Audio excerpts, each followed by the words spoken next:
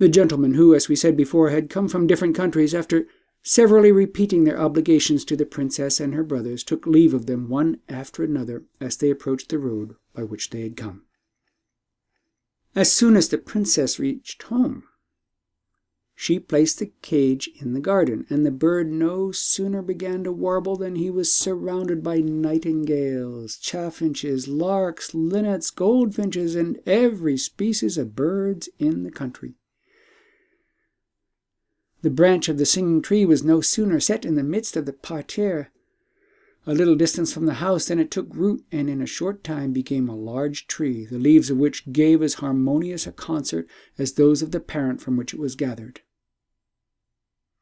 A large basin of beautiful marble was placed in the garden, and when it was finished the princess poured into it all the golden water from the flagon, which instantly increased and swelled so much that it soon reached up to the edges of the basin, and afterward formed in the middle a fountain 20 feet high, which fell again into the basin perpetually, without running over.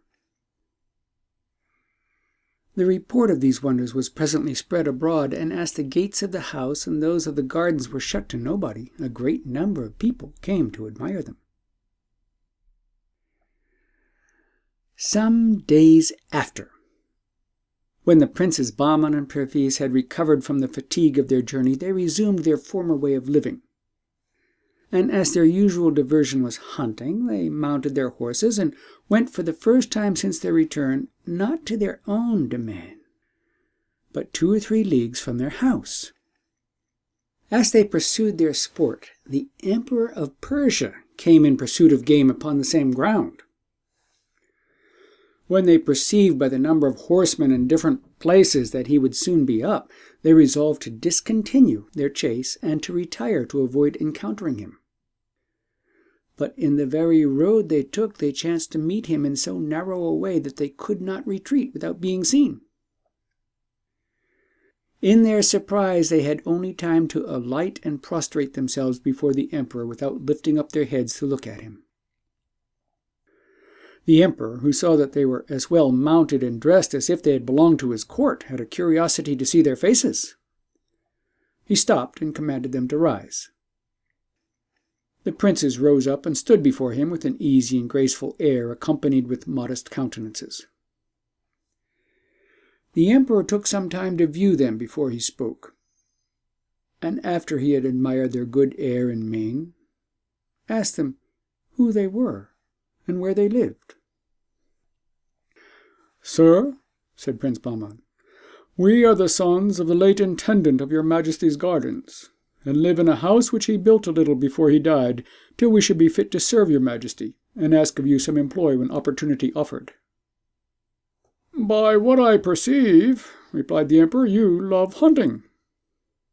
"Sir," replied Prince Bahman, "it is our common exercise, and what none of your Majesty's subjects who intend to bear arms in your armies ought, according to the ancient custom of the kingdom, to neglect." The emperor, charmed with so prudent an answer, said, "Since it is so, I should be glad to see your expertness in the chase. Choose your own game."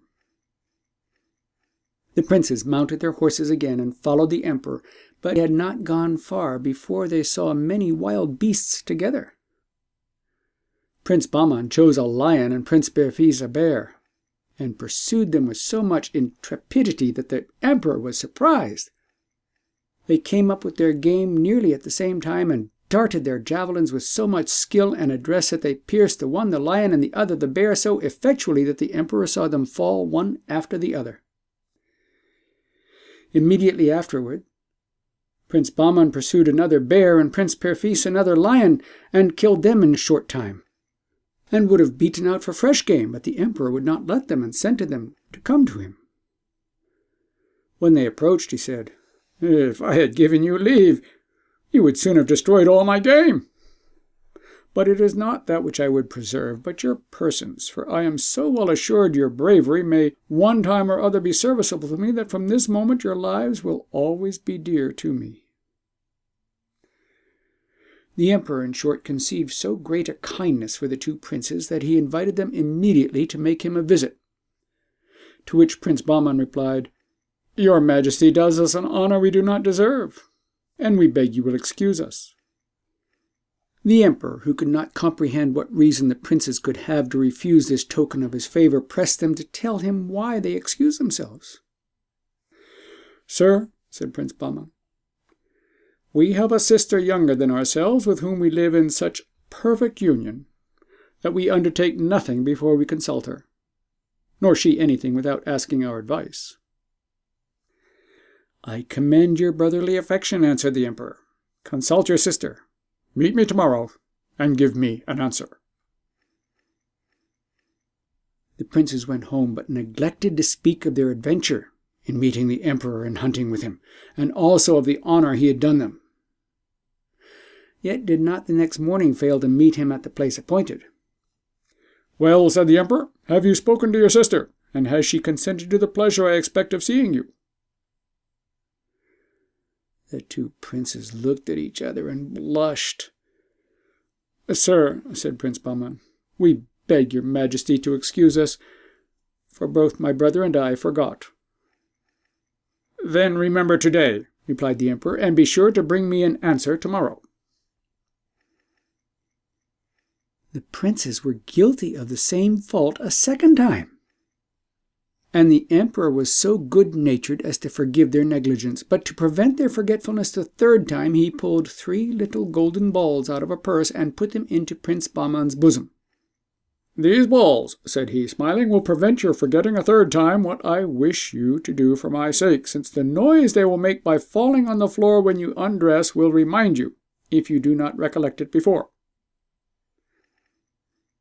The event happened just as the emperor foresaw, and without these balls the princes had not thought of speaking to their sister of this affair, for as Prince Bahman unloosed his girdle to go to bed, the balls dropped on the floor, upon which he ran into Prince Perviz's chamber, when both went into the Princess Parizad's apartment.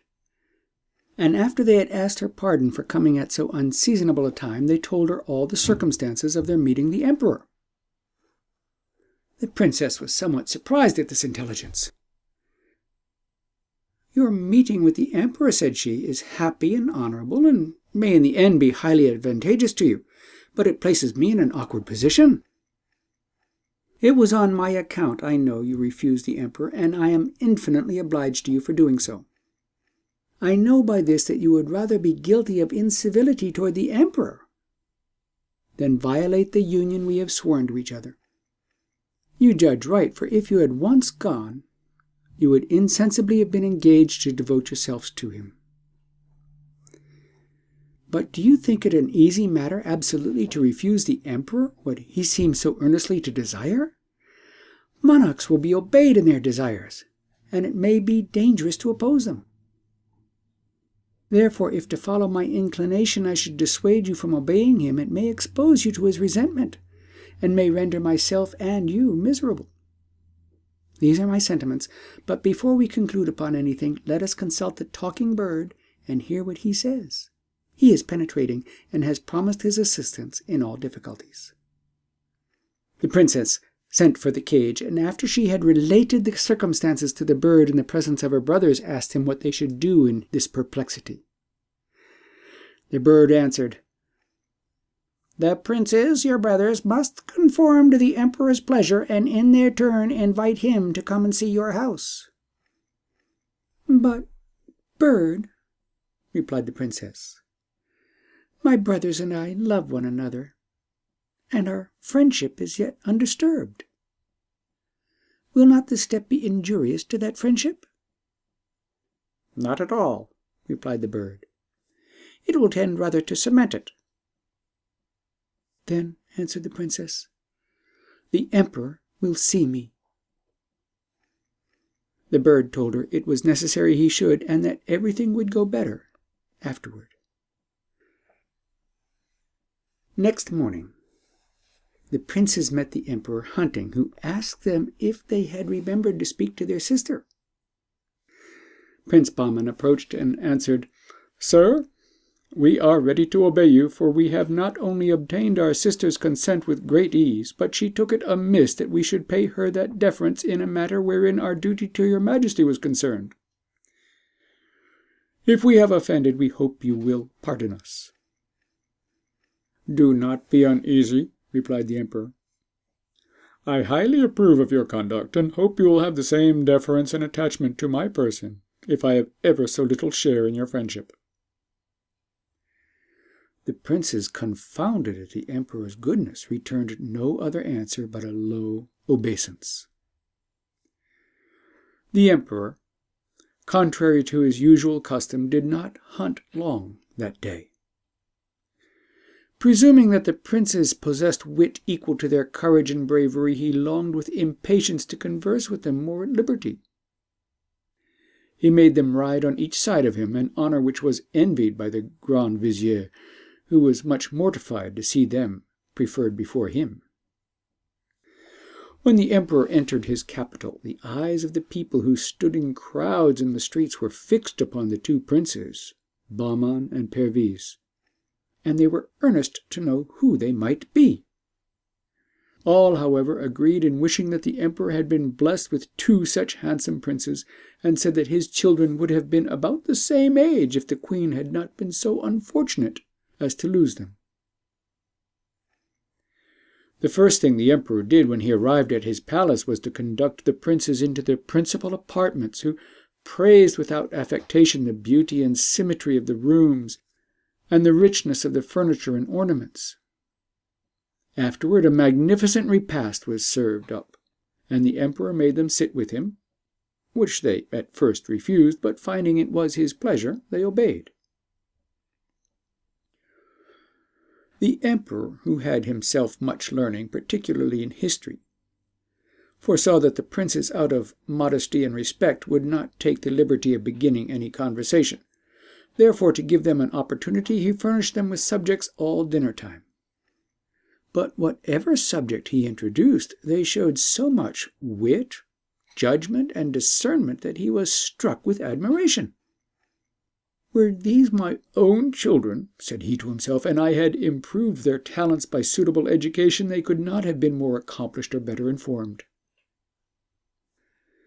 In short, he took such great pleasure in their conversation that after having sat longer than usual, he led them into his closet, where he pursued his conversation with them, and at last said, "I never supposed that there were among my subjects in the country youths so well brought up, so lively, so capable, and I never was better pleased with any conversation than yours. But it is time now we should relax our minds with some diversion, and as nothing is more capable of enlivening the mind than music, you shall hear a vocal and instrumental concert which may not be disagreeable to you." The emperor had no sooner spoken than the musicians, who had orders to attend, entered and answered fully the expectations the princes had been led to entertain of their abilities. After the concerts, an excellent farce was acted, and the entertainment was concluded by dancers of both sexes. The two princes, seeing night approach, prostrated themselves at the emperor's feet, and having first thanked him for the favours and honours he had heaped upon them, asked his permission to retire, which was granted by the emperor, who, in dismissing them, said, "I give you leave to go, but remember, you will always be welcome, and the oftener you come, the greater pleasure you will do me." Before they went out of the emperor's presence, Prince Bahman said, "Sir, may we presume to request that your majesty will do us and our sister the honour to pass by our house and refresh yourself after your fatigue, the first time you take the diversion of hunting in that neighbourhood? It is not worthy of your presence, but monarchs sometimes have vouchsafed to take shelter in a cottage." "My children," replied the emperor, "your house cannot be otherwise than beautiful and worthy of its owners.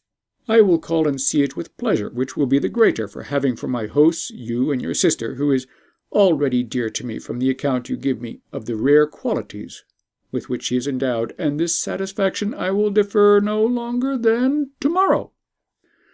Early in the morning I will be at the place where I shall never forget that I first saw you. Meet me, and you shall be my guides."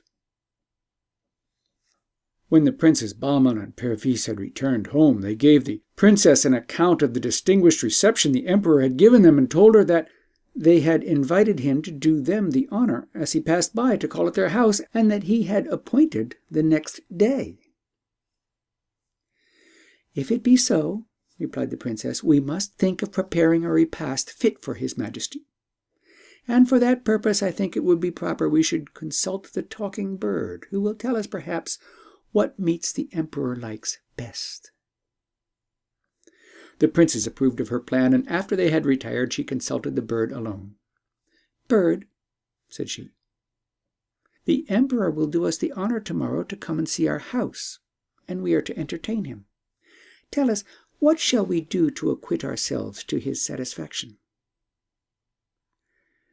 "Good mistress," replied the bird, "you have excellent cooks. Let them do the best they can, but above all things let them prepare a dish of cucumbers stuffed full of pearls, which must be set before the emperor in the first course, before all the other dishes." "Cucumbers stuffed full of pearls!" cried Princess Periazad with amazement. "Surely, bird, you do not know what you say. It is an unheard-of dish. The emperor may admire it as a piece of magnificence, but he will sit down to eat and not to admire pearls. Besides, all the pearls I possess are not enough for such a dish." "Mistress," said the bird, "do what I say, and be not uneasy about what may happen. Nothing but good will follow. As for the pearls, go early tomorrow morning to the foot of the first tree on your right hand in the park. Dig under it, and you will find more than you want." That night the princess ordered a gardener to be ready to attend her, and the next morning early led him to the tree which the bird had told her of, and bade him dig at its foot. When the gardener came to a certain depth, he found some resistance to the spade, and presently discovered a gold box about a foot square, which he showed the princess. "This," said she, "is what I brought you for. Take care not to injure it with the spade."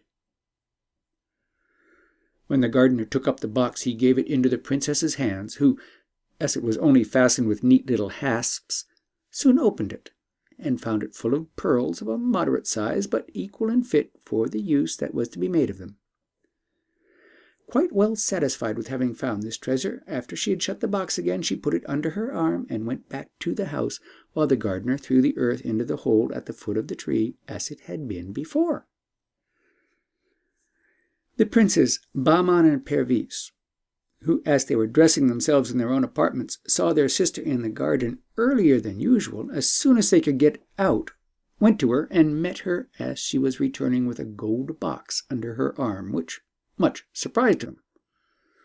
"Sister," said Bahman, "you carried nothing with you when we saw you before with the gardener, and now we see you have a golden box. Is this some treasure found by the gardener, and did he come and tell you of it?" "No, brother," answered the princess.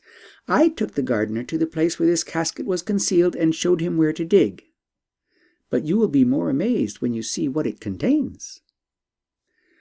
The princess opened the box, and when the princes saw that it was full of pearls, which, though small, were of great value, they asked her how she came to the knowledge of this treasure. "Brother," said she, "come with me, and I will tell you."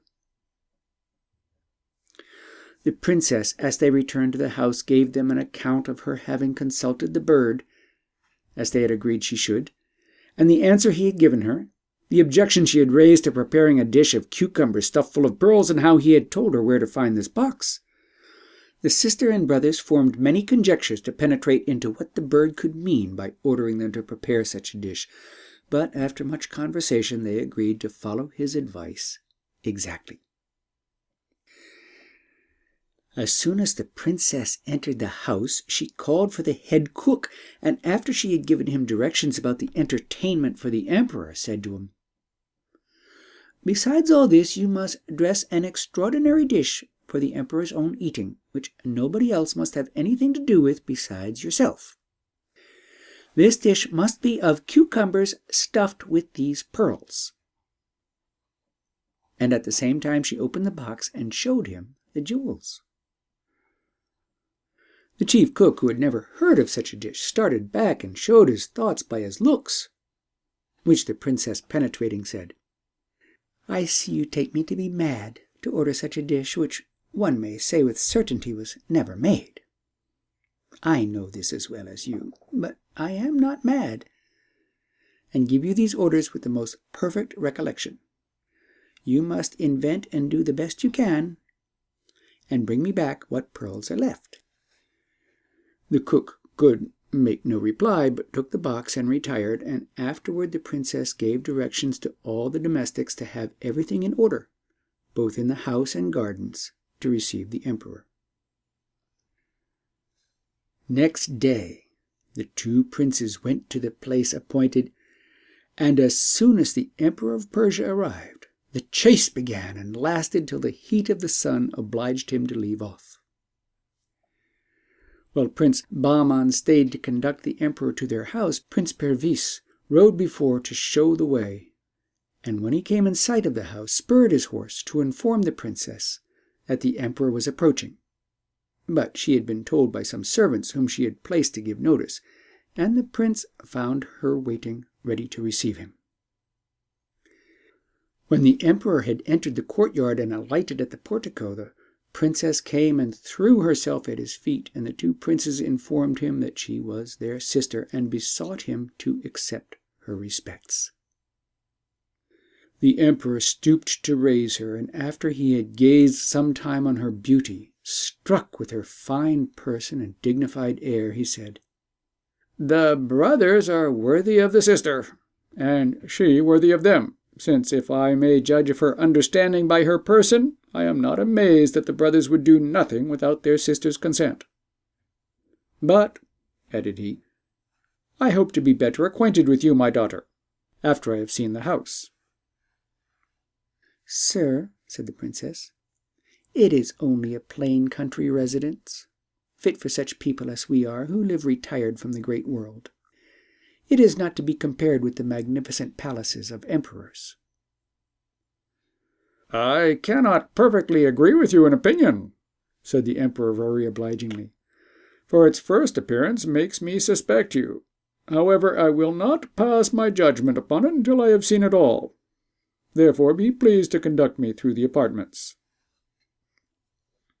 The princess led the emperor through all the rooms except the hall, and after he had considered them very attentively and admired their variety, "My daughter," said he to the princess, "do you call this a country house? The finest and largest cities would be deserted if all country houses were like yours. I am no longer surprised that you despise the town. Now let me see the garden, which I doubt not is answerable to the house." The princess opened a door which led into the garden, and the first object which presented itself to the emperor's view was the golden fountain. Surprised at so rare an object, he asked from whence that wonderful water, which gave so much pleasure to behold, had been procured. Where was its source, and by what art was it made to play so high? He said he would presently take a nearer view of it. The princess then led him to the spot where the harmonious tree was planted, and there the emperor heard a concert, different from all he had ever heard before, and stopping to see where the musicians were, he could discern nobody far or near, but still distinctly heard the music, which ravished his senses. "My daughter," said he to the princess, "where are the musicians whom I hear? Are they underground or invisible in the air? Such excellent performers will hazard nothing by being seen. On the contrary, they would please me the more." "Sir," answered the princess, smiling, "they are not musicians, but the leaves of the tree your majesty sees before you, which form this concert. And if you will give yourself the trouble to go a little nearer, you will be convinced, and the voices will be the more distinct." The emperor went nearer and was so charmed with the sweet harmony that he would never have been tired with hearing it.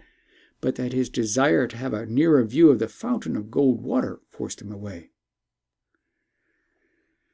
"Daughter," said he, "tell me, I pray you, whether this wonderful tree was found in your garden by chance, or was a present made to you, or have you procured it from some foreign country? It must certainly have come from a great distance. Otherwise, curious as I am after natural rarities, I should have heard of it. What name do you call it by?" "Sir," replied the princess, "this tree has no other name than that of the singing tree, and is not a native of this country. It would at present take up too much time to tell your majesty by what adventures it came here. Its history is connected with the golden water and the talking bird, which came to me at the same time, and which your majesty may presently see. But if it be agreeable to your majesty, after you have rested yourself and recovered the fatigue of hunting, which must be the greater because of the sun's intense heat, I will do myself the honor of relating it to you." "My daughter," replied the emperor, "my fatigue is so well recompensed by the wonderful things you have shown me that I do not feel it in the least. Let me see the golden water, for I am impatient to see and admire afterward the talking bird." When the emperor came to the golden water, his eyes were fixed so steadfastly upon the fountain that he could not take them off.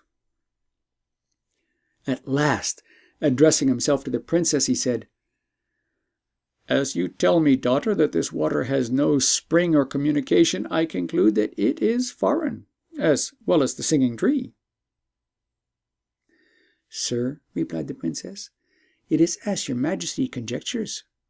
And to let you know that this water has no communication with any spring, I must inform you that the basin is one entire stone, so that the water cannot come in at the sides or underneath.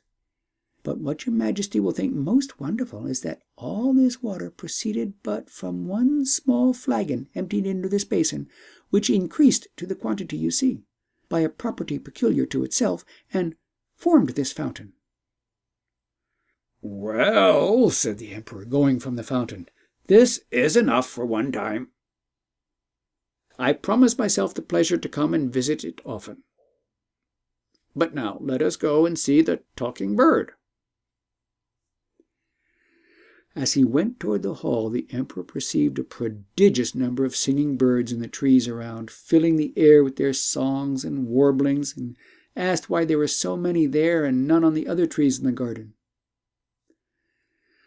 "The reason, sir," answered the princess, "is because they come from all parts to accompany the song of the talking bird, which your majesty may see in a cage in one of the windows of the hall we are approaching. And if you attend, you will perceive that his notes are sweeter than those of any of the other birds, even the nightingales."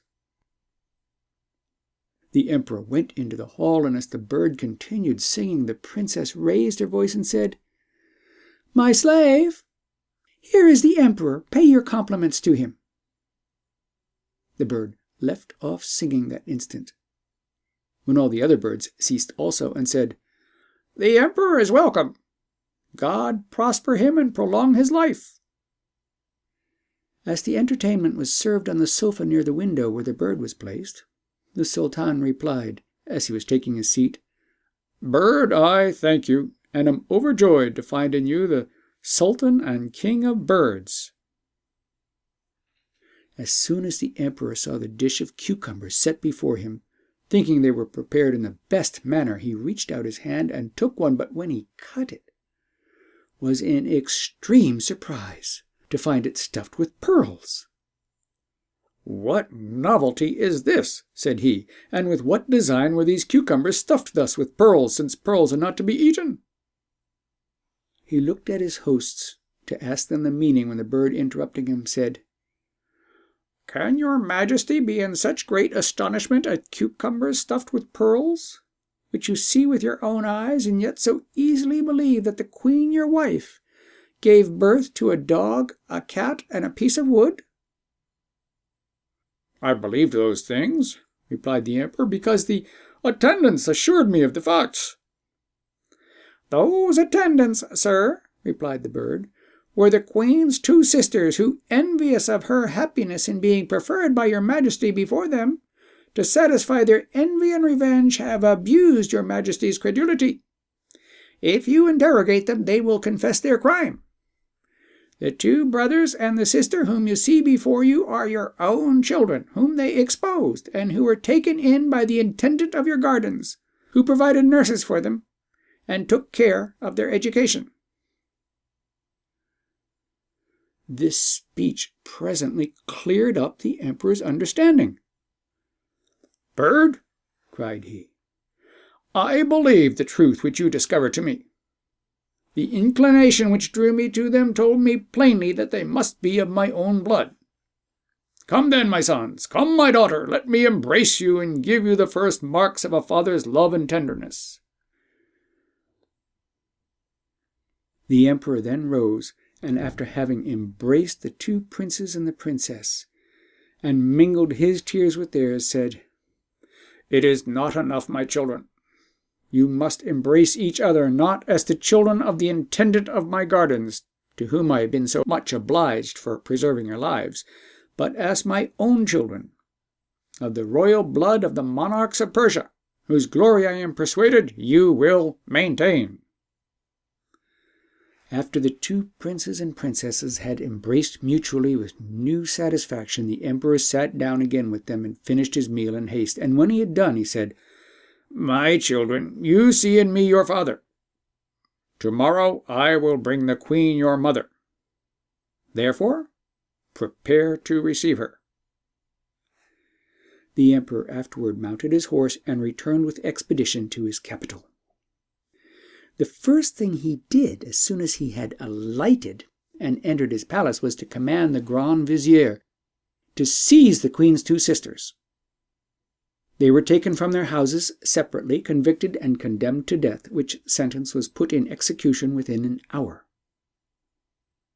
In the meantime, the Emperor Khosrowshahi, followed by all the lords of his court who were then present, went on foot to the door of the great mosque. And after he had taken the queen out of the strict confinement she had languished under for so many years, embracing her in the miserable condition to which she was then reduced, said to her with tears in his eyes, "I come to entreat your pardon for the injustice I have done you, and to make you the reparation I ought, which I have begun by punishing the unnatural wretches who put the abominable cheat upon me, and I hope you will look upon it as complete when I present to you 2 accomplished princes and a lovely princess, our children.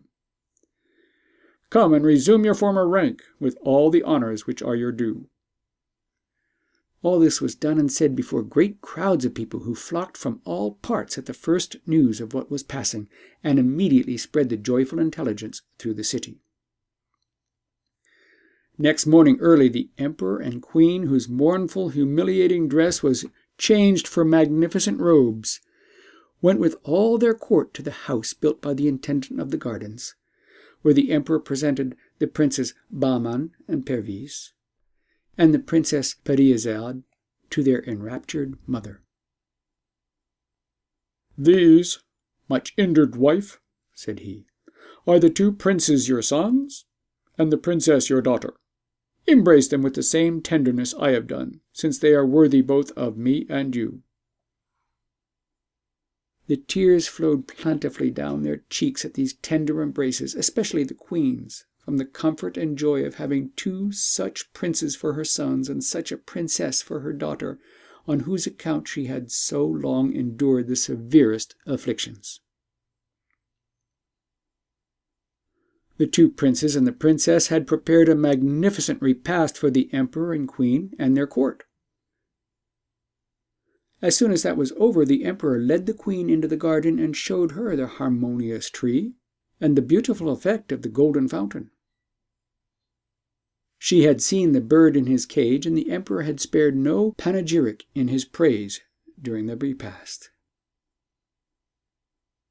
When there was nothing to detain the emperor any longer, he took horse, and with the princes Bahman and Perviz on his right hand, and the queen consort and the princess at his left, preceded and followed by all the officers of his court according to their rank, returned to his capital. Crowds of people came out to meet them, and with acclamations of joy ushered them into the city, where all eyes were fixed not only upon the queen and her royal children, but also upon the bird, which the princess carried before her in his cage, admiring his sweet notes, which had drawn all the other birds about him, and followed him flying from tree to tree in the country, and from one housetop to another in the city. The Princes Bahman and Perviz and the Princess Parizade were at length brought to the palace with pomp, and nothing was to be seen or heard all that night but illuminations and rejoicings, both in the palace and in the utmost parts of the city, which lasted many days, and were continued throughout the empire of Persia, as intelligence of the joyful event reached the several provinces.